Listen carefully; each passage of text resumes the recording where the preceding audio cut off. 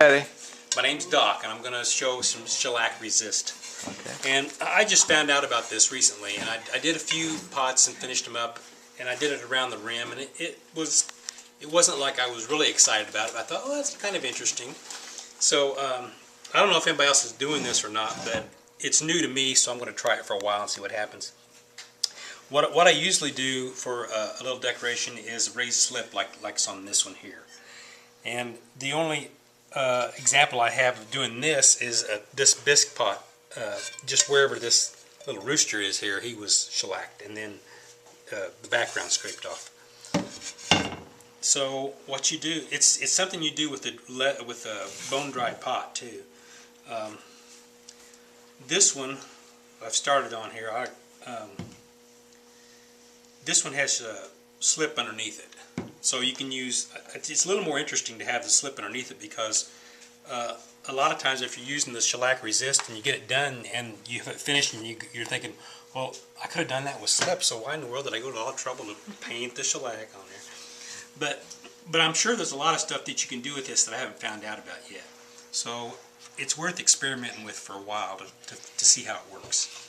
So this one that has the slip on it, what's going to happen, of course, we're going to have a raised area here, and then this will be a little higher than the background behind it. So I'll have 3 layers here of height, and you just paint.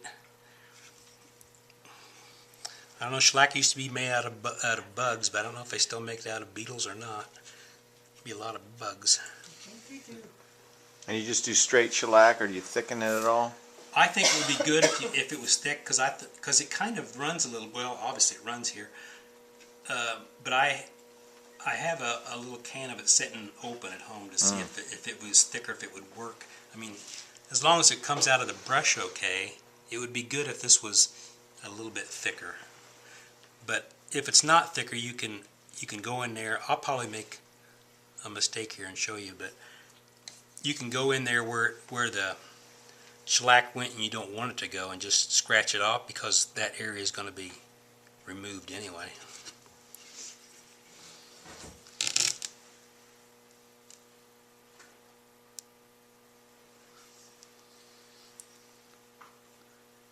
And you can also do, a lot more freeform things with the shellac, but it seems to lend itself to an area where you would where it would be difficult to do something like this if you weren't using shellac. So after it dries, in about 10 minutes, it's dry and ready to go.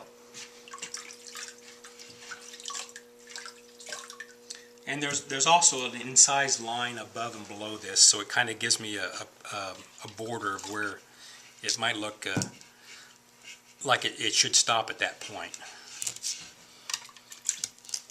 You take a sponge, and a sponge that has a little bit of tooth to it. If it's a real smooth sponge, you're going to be sitting there wiping on it forever, wondering why it's not doing anything.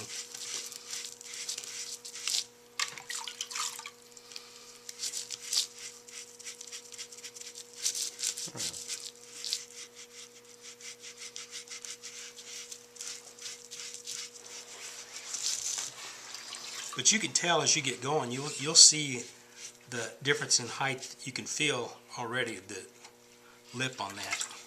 And the shellac is pretty tough. I mean, if you keep rubbing on it for long enough, you'll get underneath the shellac, and that's not a good thing.